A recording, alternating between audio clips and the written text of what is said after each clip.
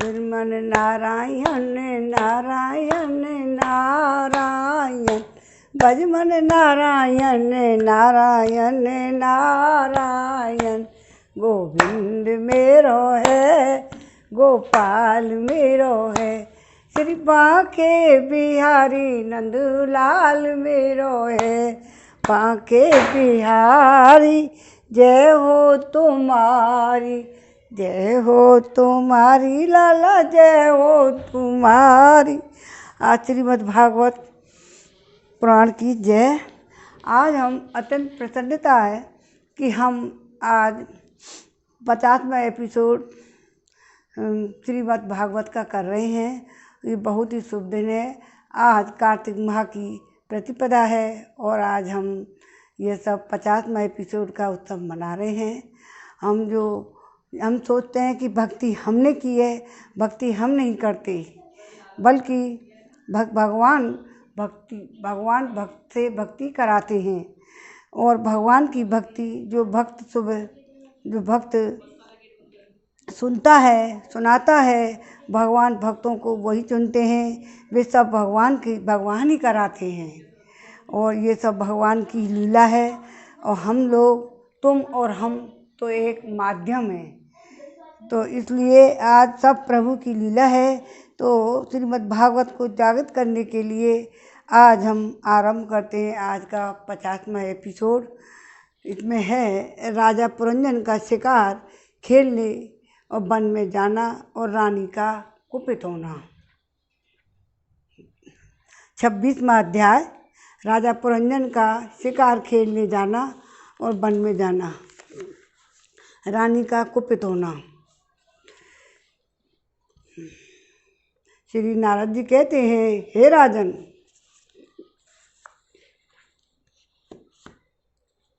एक दिन राजा पुरंजन अपना विशाल धनुष सोने का कवच और अक्ष तरकस लगाकर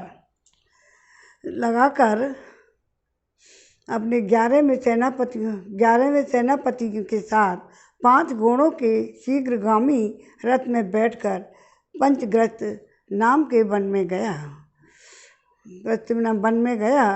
उस रथ में 2 ईशा दंड और बम्ब, 2 पहिए, 1 धुरी, 3 दंड, 5 डोरियां, 1 लगाम, 1 सारथी, 1 बैठने का स्थान, 2 जुए, 5 आयुध और 7 आवरण थे।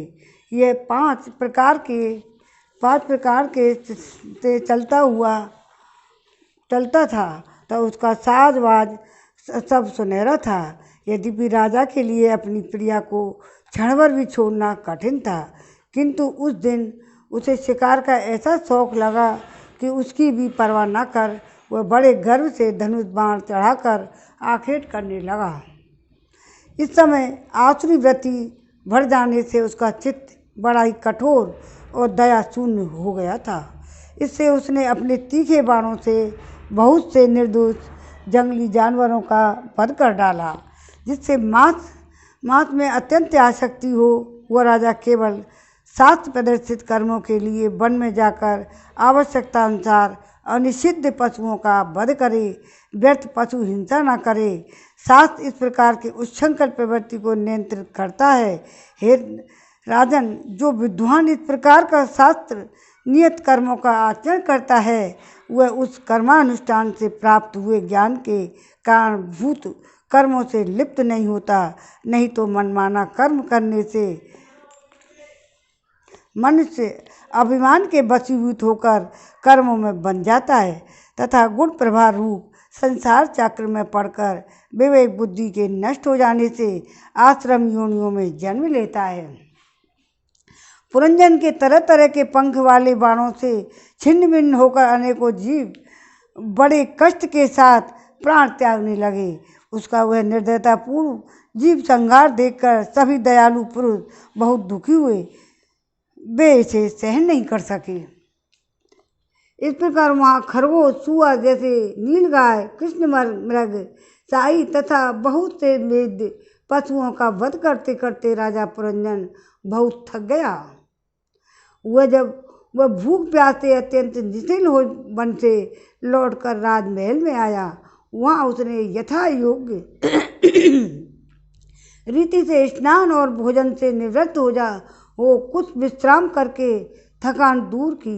फिर गंध चंदन और माला आदि से सुसज्जित हो सब अंगों में सुंदर सुंदर आभूषण पहने।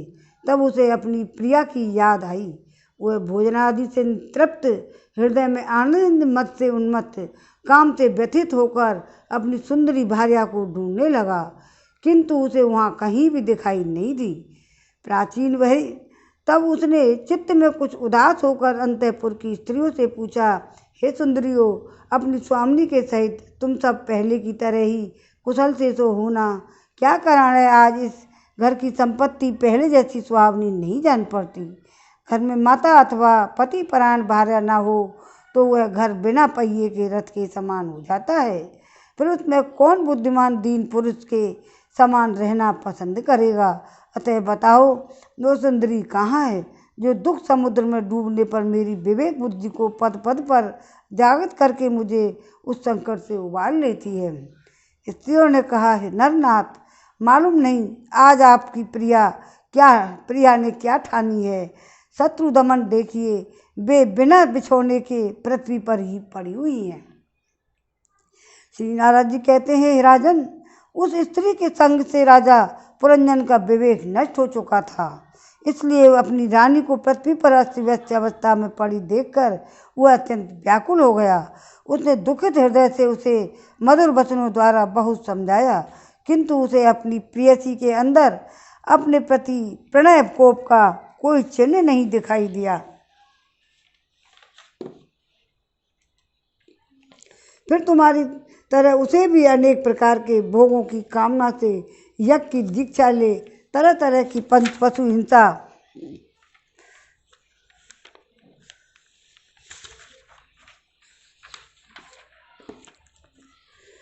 वह मान मनाने में बहुत कुशल था। ये दोबारा करना पड़ेगा।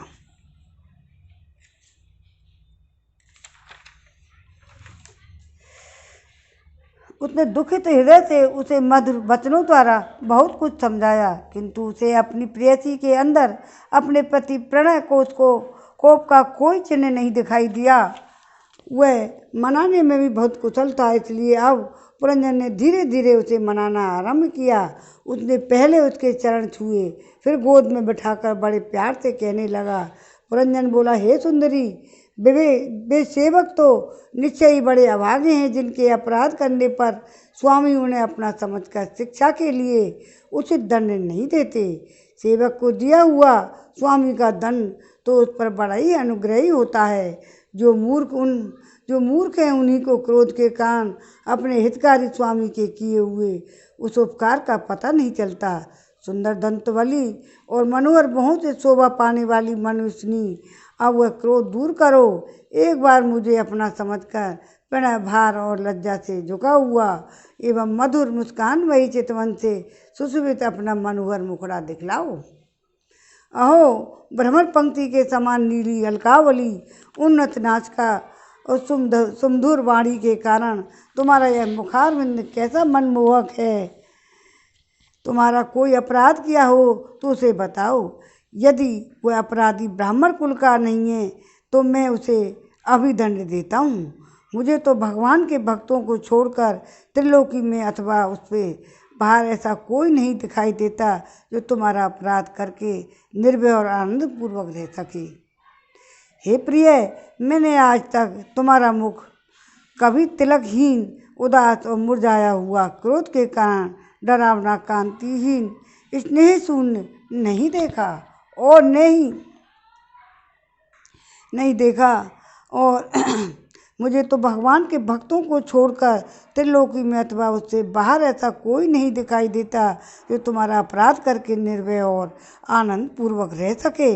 हे प्रिय, मैंने आज तक तुम्हारा मुख तभी तिलकहीन, उदास, मुरझाया हुआ, क्रोध के कारण डरावना, कांतिहीन, स्नेह शून्य नहीं देखा। ने कभी तुम्हारे अंदर स्तनों को ही शोकाश्रुओं से भीगा हुआ तथा बिंब फल सदृश अधरों को स्निग्ध केसर की लाली से रहित देखा है। मैं व्यसनवश तुमसे बिना पूछे शिकार खेलने चला गया, इसलिए अवश्य अपराधी हूँ। फिर भी अपना आप समझकर तुम मुझ पर प्रसन्न हो जाओ। कामदेव के विषम बाणों से अधीर होकर जो सर्वदा अपने अधीन रहता है, उस अपने प्रिय पति को उचित कार्य के लिए भला कौन कामनी स्वीकार नहीं करती।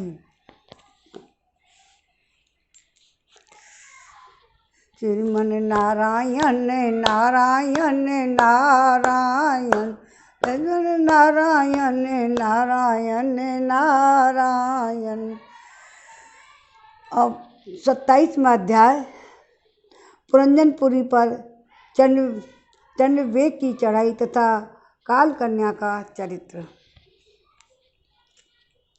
नारद जी कहते हैं, ये महाराज, इस प्रकार वह सुंदरी अनेकों नखरों से पुरंजन को पूरी तरह अपने बस में कर उसे आनंदित करती हुई विहार करने लगी। उसने अच्छी तरह स्नान कर अनेक प्रकार के मांगलिक श्रृंगार किए तथा भोजन आदि से तृप्त होकर वह राजा के पास आई। राजा ने उस मनोहर मुख वाली राजमहिषी का सादर अभिनंदन किया। पुरंजनी ने राजा का आलिंगन किया और राजा ने उसे गले लगाया। फिर एकांत में मन के अनुकूल रस की बातें करते हुए ऐसा मोहित हो गया कि उस कामनी में ही चित्त लगा रहने के कारण उसे दिन रात भेद से निरंतर बीतते हुए काल की दुस्तर गति का कुछ पता ही नहीं चला। मद से छका हुआ मनुष्य पुरंजन अपनी प्रिया की भुजा पर सिर रखे महामूल्य सैया पर पड़ा रहता। उसे तो वह रमणी ही जीवन का परम फल जान पड़ती थी। अज्ञान से आवृत हो जाने के कारण उसे आत्मा तथा आत्मा परमात्मा का कोई ज्ञान ही नहीं रहा। हे राजन, इस प्रकार कामातुर चित्त से उसके साथ विहार करते करते राजा पुरंजन की जवानी आधे क्षण के समान बीत गई। प्रजापति उस पुरंजनी से राजा पुरंजन के 1100 पुत्र और 110 कन्याएं हुईं, जो सभी माता पिता का सुयश बढ़ाने वाली और सुशीलता उदारता आदि गुणों से संपन्न थी। ये पुरंजनी नाम से विख्यात हुई। इतने में ही उस सम्राट की लंबी आयु का आधा भाग निकल गया। फिर पांचाल राज पुरंजन ने पितृवंश की वृद्धि करने वाले पुत्रों का वधुओं के साथ और कन्याओं का उनके योग्य वरों के साथ विवाह कर दिया। पुत्रों में से प्रत्येक के 100 पुत्र हुए। उनसे वृद्धि को प्राप्त पुरंजन का वंश सारे पांचाल देश में फैल गया। इन पुत्र पौत्र गृह कोष सेवक और मंत्री आदि में दृढ़ ममता हो जाने से वह विषयों में ही बंध गया। फिर तुम्हारी तरह उसने भी अनेक प्रकार की भोगों की कामना से यज्ञ की दीक्षा ले तरह तरह के पशु हिंसा में और घोर यज्ञों से देवता पितर और भूतपतियों की आराधना की। इस प्रकार वह जीवन भर आत्मा का कल्याण करने वाले कर्मों की ओर से असावधान और कुटुंब पालन में व्यस्त रहा। अंत में वृद्धावस्था का वह समय आ पहुँचा जो स्त्री लंपट पुरुष को बड़ा अप्रिय होता है। राजन, चंडवेग नाम का एक गंधर्व राज है। उसके अधीन 360 महाबलवान गंधर्व रहते हैं। इनके साथ मिथुन भाव से स्थित कृष्ण और शुक्ल वर्ण की उतनी ही गंधर्वियों भी हैं। ये बारी बारी से चक्कर लगाकर भोग विलास की सामग्रियों से भरी पूरी नगरी को लूटती रहती हैं। गंधर्वराज चंडवेग के उन अनुचरों ने जब राजा पुरंजन का नगर लूटना आरंभ किया, तब उन्हें 5 फल के सांप प्रजागण ने रोका।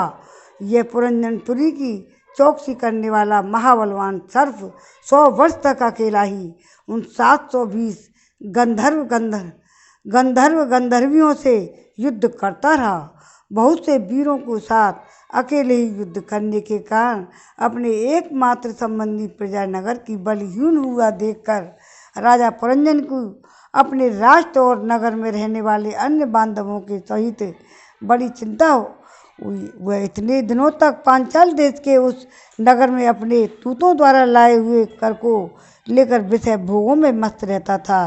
स्त्री के वशीभूत होने के कारण वो अवश्यम भावी भय का उसे पता ही नहीं चला।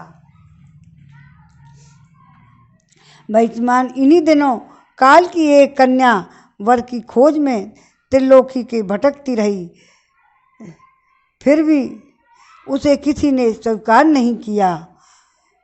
वह काल कन्या जरा बड़ी भाग्यहीना थी, इसलिए लोग उसे दुर्भागा कहते थे। एक बार राज ऋषि पुरु ने पिता को अपना यौवन देने के लिए अपनी ही इच्छा से उसे वर लिया था। इससे प्रसन्न होकर उसने उन्हें राज प्राप्ति का वर दिया था। एक दिन मैं ब्रह्मलोक से पृथ्वी पर आया तो वह घूमते घामते मुझे भी मिल गई। तब मुझे नैष्ठिक ब्रह्मचारी जानकर भी कामातुर होने के कारण उसने वरना चाहा। मैंने उसकी प्रार्थना स्वीकार नहीं की। इस पर उसने कुपित होकर अत्यंत कुपित मुझे यह दुस्साहस साप दिया कि तुमने मेरी प्रार्थना स्वीकार नहीं की है, अतः तुम एक स्थान पर अधिक देर तक ठहर नहीं सकोगे। ये नारद मुनि के लिए श्राप है, वो बिल्कुल नहीं ठहर नहीं पाते हैं। आवाज़ नहीं आ रही? तब मेरी ओर से निराश होकर उस कन्या ने मेरी सम्मति से यवनराज तय के पास जाकर उसका पति रूप से वर्ण किया और कहा, वीरवर, आप यवनों में श्रेष्ठ हैं। मैं आपसे प्रेम करती हूँ और पति बनाना चाहती हूँ। आपके प्रति किया हुआ जीवों का संकल्प कभी विफल नहीं होता। जो मनुष्य लोक अथवा शास्त्र की दृष्टि से देने योग्य वस्तु का दान नहीं करता, जो शास्त्र दृष्टि से अधिकारी होकर भी ऐसा दान नहीं लेता, वे दोनों ही दुराग्रही और मूढ़ अतएव सोचनीय हैं। भद्र, इस समय मैं आपकी सेवा में उपस्थित हुई हूँ, आप मुझे स्वीकार करके अनुग्रहित कीजिए। पुरुष का सबसे बड़ा धर्म दिनों पर दया करना हो ही है। काल कन्या की बात सुनकर यवनराज ने विधाता का एक गुप्त कार्य कराने की इच्छा से मुस्कुराते हुए उससे कहा, मैंने योग दृष्टि से देखकर तेरे लिए एक पति निश्चय किया है। तू सबका अनिष्ट करने वाली है, इसलिए किसी को भी अच्छी नहीं लगती और इसी से लोग तुझे स्वीकार नहीं करते। अतः इस कर्मजनित लोक को तू अलक्षित होकर पलात भोग। तू मेरी सेना लेकर जा, इसकी सहायता से तू सारी प्रजा का नाश करने में समर्थ होगी।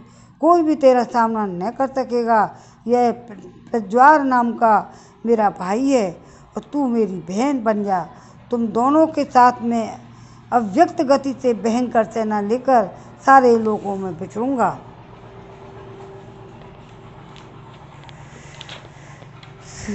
श्री नारायण नारायण नारायण, भजमन नारायण नारायण नारायण। 28वां अध्याय।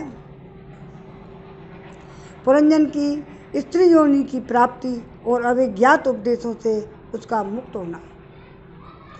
श्री नारद जी कहते हैं, हे राजन, फिर वह नामक यवनराज के आज्ञाकारी सैनिक प्रज्वार और काल कन्याओं के साथ इस पृथ्वी तल पर सर्वत्र विचरने लगे।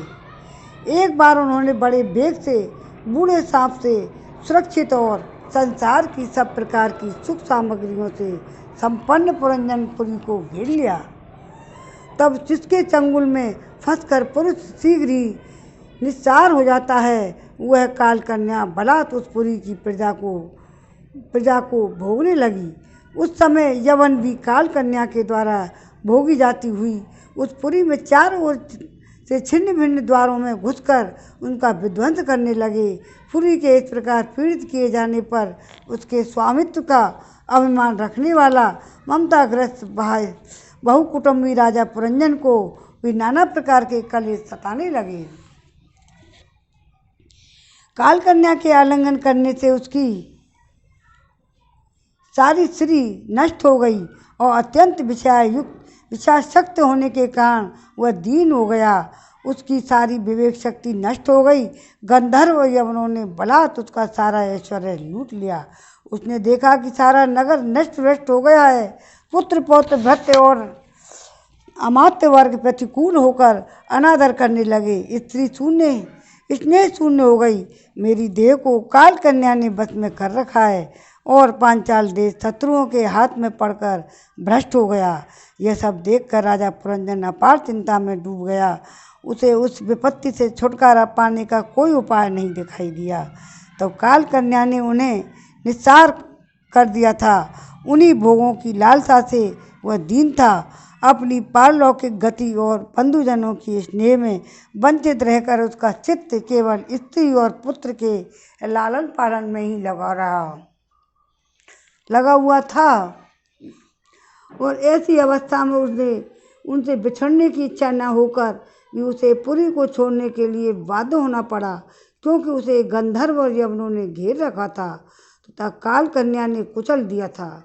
इतने में ही यवनराज भय के बड़े भाई और प्रज्वाल ने अपने भाई का प्रिय करने के लिए उस सारी पुरी में आग लगा दी।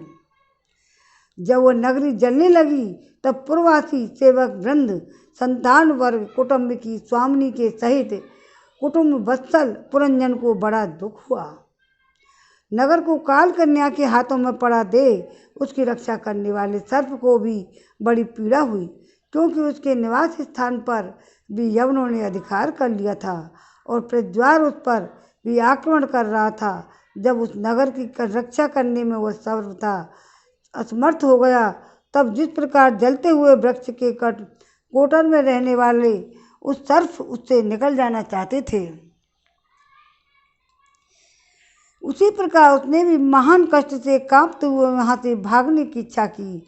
उसके अंग प्रत्यंग नीले पड़ गए थे और गंधर्वों ने उसकी सारी शक्ति नष्ट कर दी थी। अतः जब यवन शत्रुओं ने उसे जाते देख रोक लिया, तब वह दुखी होकर रोने लगा। ग्रहासक्त पुरंजन देह के आदि में मैं और मेरे पन का भाव रखने से अत्यंत बुद्धिहीन हो गया था। स्त्री के प्रेम पास में फंसकर वह दिन बहुत दीन हो गया था। जब उससे बिछड़ने का समय उपस्थित हुआ, तब वह अपने पुत्र पौत्र पुत्रवधू दामाद नौकर घर खजाना तथा अन्य जिन पदार्थों में उसकी ममतावर शेष थी, उनका भोग तो कभी का छूट गया था। उन सब के लिए इस प्रकार चिंता करने लगा, हाय मेरी भार्या तो बहुत घर गृहस्थी वाली है। जब मैं परलोक को चला जाऊंगा तब वह असहाय होकर किस प्रकार अपना निर्वाह करेगी। इन बाल बच्चों की चिंता ही खा जाएगी। तो वह मेरे भोजन किए हुए बिना भोजन नहीं करती और स्नान किए बिना स्नान नहीं करती, सदा मेरी ही सेवा में तत्पर रहती थी। मैं कभी रूठ जाता था तो बड़ी भयभीत हो जाती थी और झड़कने लगता तो डर के मारे चुप रह जाती, और मुझसे कोई भूल हो जाती तो मुझे सचेत कर देती। मुझसे इसका इतना अधिक स्नेह है, यदि मैं कभी परदेश चला जाता तो वह पर्यावश व्यथा से सूख कर कांटा हो जाती थी। यूँ तो यह वीर माता है, तो भी मेरे पीछे क्या गृहस्थाश्रम का व्यवहार चला सकेगी। मेरे चले जाने पर एकमात्र मेरे ही सहारे रहने वाले भी पुत्र और पुत्री कैसे जीवन धारण करेंगे। ये तो बीच समुद्र में नाव टूट जाने से व्याकुल हुए यात्रियों के समान बिलबिलाने लगेंगे। यद्यपि ज्ञान दृष्टि से उसे शोक करना उचित न था, फिर भी अज्ञानवश राजा पुरंजन इस प्रकार की दीन बुद्धि से अपनी स्त्री पुत्र आदि के लिए शोकाकुल हो रहा था। इसी समय उसे पकड़ने के लिए वहाँ भय नामक यवनराज आधमका। जब यवन लोग उसे पशु के समान बांधकर अपने स्थान को ले चले, तब उसके अनुचरगण अत्यंत आतुर और शोकाकुल होकर उसके साथ हो लिए। यवनों द्वारा रोका हुआ सर्प भी उस पुरी को छोड़कर इन सब के साथ चल लिया। उसके जाते ही सारा नगर छिन्न भिन्न होकर अपने कारण में लीन हो गया। इस प्रकार महाबली यवनराज के बलपूर्वक खिंचने पर भी राजा पुरंजन ने अज्ञानवश अपने हितैषी एवं पुराने मित्र अभिज्ञात का स्मरण नहीं किया। उस निर्दयी राजा ने जिन यज्ञ पशुओं की बलि दी थी, वे उसकी दी हुई पीड़ा को याद करके उसे क्रोधपूर्वक कुठारों से काटने लगे। वह वर्षों तक विवेकहीन अवस्था में अपार अंधकार में पड़ा निरंतर कष्ट भोगता रहा। स्त्री की आसक्ति से उसकी यह दुर्गति हुई थी। अंत समय में पुरंजन को उसी का चिंतन बना हुआ था, इसलिए दूसरे जन्म में वह नृपश्रेष्ठ विदर्भराज के यहाँ सुंदर कन्या होकर उत्पन्न हुआ। अब क्या होता है, पुरंजन का दूसरा जन्म होता है स्त्री के रूप में। अंत समय में वह पुरंजन को उसी चिंतन में बना हुआ था, इसलिए उसे दूसरे जन्म में नृपश्रेष्ठ विदर्भराज के यहाँ सुंदर कन्या होकर उत्पन्न हुआ। जब आदमी मरता है, जिसमें दिमाग जाता है ना, और उसी योनि में जन्म लेता है, तो अपनी पत्नी में उसका मन गया था, तो इसलिए उसने लड़की का ही जन्म लिया, कन्या का। जब वह विदर्भ नंदिनी विवाह योग्य हुई, तब विदर्भराज ने घोषित कर दिया कि इसे सर्वश्रेष्ठ पराक्रमी वीर ही ब्याह कर सकेगा। तब शत्रुओं की नगरों को जीतने वाला पांडे नरेश महाराज मलध्वज ने समर भूमि में समस्त राजाओं को जीतकर उसके साथ विवाह किया। उससे महाराज मलध्वज ने एक श्यामलोचना कन्या और उसे छोटे 7 पुत्र उत्पन्न किए, जो आगे चलकर द्रविड़ देश के साथ राजा हुए।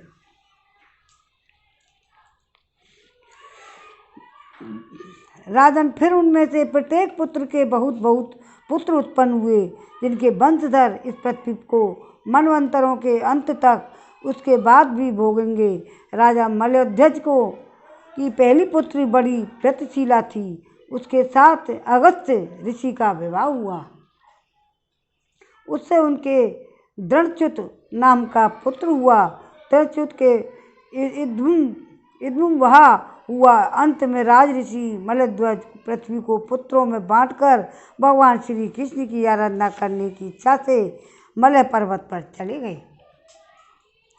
उस समय चंद्र का जिस प्रकार चंद्रदेव का अनुसरण करती है, उसी प्रकार मतलोचना वैदर्भी ने अपने घर, पुत्र और समस्त भोगों की तिलांजलि दे पांड्य नरेश का अनुगमन किया।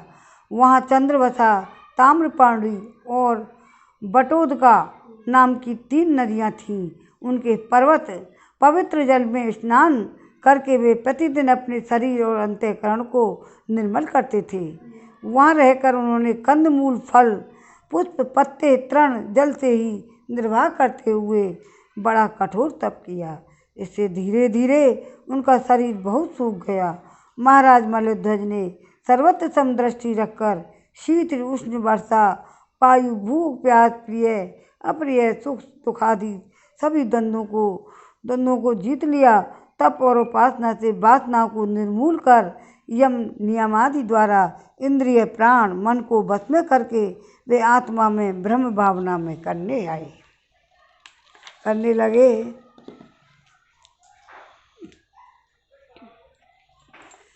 इस प्रकार 100 दिव्य वर्षों तक स्थाणु के समान निश्चल भाव से एक ही स्थान पर बैठे रहे। भगवान वसुदेव में सुदृढ़ प्रेम हो जाने के कारण इतने समय तक उन्हें शरीर आदि का भी भान नहीं हुआ।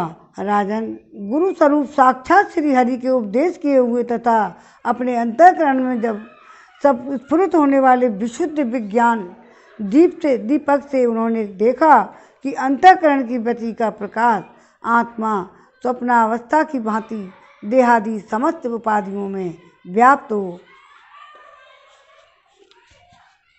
पृथक भी हो, व्याप्त तथा उनसे पृथक भी है, ऐसा अनुभव करके वे सब ओर से उदासीन हो गए। फिर अपनी आत्मा को परम ब्रह्म में और परम ब्रह्म को आत्मा में अभिन्न रूप से देखा। अंत में इस अभेद चिंतन को भी त्याग कर सर्वथा शांत हो गए। उन्होंने अपनी आत्मा को परम ब्रह्म में और परम ब्रह्म आत्मा में अभिन्न रूप से देखा और अंत में इस अभेद चिंतन को भी त्याग कर सर्वथा शांत हो गए। राजन, इस प्रकार पतिपरायण वैदर्भी सब प्रकार की मलध्वज की सेवा में बड़े प्रेम से करती थी। वह शीत वस्त्र धारण किए रहती थी। व्रत उपासादि के कारण उसका शरीर अत्यंत क्रश हो गया था और सिर के बाल आपस में उलझे जाने के कारण उनमें लटें पड़ गई थीं। उस समय अपने पतिदेव के पास वह अंगार भाव को प्राप्त धूम रहित अग्नि के समीप अग्नि की शांत शिखा के समान सुशोभित हो रही थी। उसके पति परलोकवासी हो चुके थे, परंतु पूर्वव्रत स्थिर आसन से विराजमान थे। इस रहस्य को न जानने के कारण वह उनके पास जाकर उनकी पूर्वव्रत सेवा करने लगी। चरण सेवा करते समय जब उसे अपने पति के चरणों में गर्मी बिल्कुल नहीं मालूम हुई, तब तो वह झुंड से बिछड़ी हुई मृगी के समान चित्त में अत्यंत व्याकुल हो गई। उस बीहड़ वन में अपने को अकेली और दीन अवस्था में देखकर वह बड़ी शोकाकुल हुई। आंसुओं की धारा से इस तनाव को भिगोती हुई बड़े जोर जोर से रोने लगी। बोली, ये राजऋषि, उठिए उठिए, समुद्र से घिरी हुई यह वसुंधरा लुटेरे और अधार्मिक राजाओं से भयभीत हो रही है। आप इसकी रक्षा कीजिए। पति के साथ वन में गई हुई वह अबला इस प्रकार विलाप करती हुई पति के चरणों में गिर गई और फिर रोक रोक कर आंसू बहाने लगी। लकड़ियों को चिता बनाकर उसने उस पर पति का शव रखा और अग्नि लगाकर विलाप करते करते स्वयं सती होने का निश्चय किया। राजन, इसी समय उसका कोई पुराना मित्र एक आत्मज्ञानी ब्राह्मण वहाँ आया। उसने उस रोती हुई अबला को मधुर वाणी से समझाते हुए कहा। ब्राह्मण ने कहा, तू कौन है? किसकी पुत्री है? किसके लिए शोक कर रही है? वह यह सोया हुआ पुरुष कौन है? क्या तुम मुझे नहीं जानती? मैं वही तेरा मित्र हूँ जिसके साथ तू पहले विचरा करती थी। हे सखे, क्या तुम्हें अपनी याद आती है? किसी समय मैं तुम्हारा अभिज्ञात नाम का सखा था। तुम पृथ्वी के भोग भोगने के लिए निवास स्थान में खोज में मुझे छोड़कर चले गए थे। हे यार, पहले मैं और तुम एक दूसरे के मित्र एवं मानस निवासी अंश थे। हम दोनों सहस्त्रों वर्षों तक बिना किसी निवास स्थान के ही रहे थे, किंतु मित्र, तुम विषय भोगों की इच्छा से मुझे छोड़कर यहाँ पृथ्वी पर चले आए। यहाँ घूमते घूमते तुमने एक स्त्री का रचा हुआ स्थान देखा। उसमें 5 बगीचे, 9 दरवाजे, 1 द्वारपाल, 3 परकोटे, 6 वैश्य कुल और 5 बाजार थे। वह 5 प्रधान कारणों से बना हुआ था। उसकी स्वामिनी एक स्त्री थी। महाराज, इंद्रियों के 5 विषय उसके बगीचे थे। 9 इंद्रियां उसके छिद्र द्वार थे। महाराज, इंद्रियों के 5 विषय उसके बगीचे थे और 9 इंद्रिय द्वार छिद्र द्वार थे, जो तेज, जल और अन्न, 3 ही परकोटे थे। मन और 5 ज्ञानेंद्रियां, 6 वैश्य कुल थे। क्रिया शक्ति रूप कर्मेंद्रियां ही बाजार थी। 5 भूत ही उसके कभी क्षीण न होने वाले उपादान कारण थे और बुद्धि शक्ति ही उसकी स्वामिनी थी। यह ऐसा नगर था जिसमें प्रवेश करने पर पुरुष ज्ञान शून्य हो जाता है और अपने स्वरूप को भूल जाता है।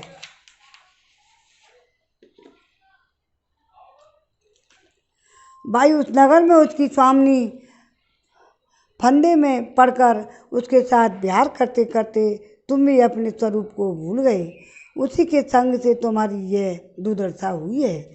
देखो, तुम न तो विदर्भ राज की पुत्री ही हो और न ही ये वीर मलध्वज तुम्हारा पति ही, जिसने तुम्हें 9 द्वारों के नगर में बंद किया था। उस परंजनों के पति भी तुम ही नहीं हो। तुम पहले जन्म में अपने को पुरुष समझते थे और अब सती स्त्री मानते हो। यह सब मेरी ही फैलाई हुई माया है। वास्तव में तुम न पुरुष हो न स्त्री। हम दोनों तो हंस हैं। हमारा जो वास्तविक स्वरूप है उसका अनुभव करो। मित्र, जो मैं ईश्वर हूँ वही तुम जीव हो। मित्र, जो मैं ईश्वर हूँ वही तुम जीव हो। तुम मुझसे छिन्न और भिन्न नहीं हो। तुम मुझसे भिन्न नहीं हो और तुम विचारपूर्वक देखो, मैं भी वही हूँ और जो तुम हो। ज्ञानी पुरुष हम दोनों में कोई भी थोड़ा सा अंतर नहीं देखते। जैसे एक पुरुष अपने शरीर को, परछाई को शीशे में और किसी व्यक्ति के नेत्र में छिन्न भिन्न रूप से देखता है, वैसे ही एक ही आत्मा विद्या और अविद्या की उपाधि से भेद से अपने को ईश्वर और जीव के रूप में दो प्रकार से देख रहा है।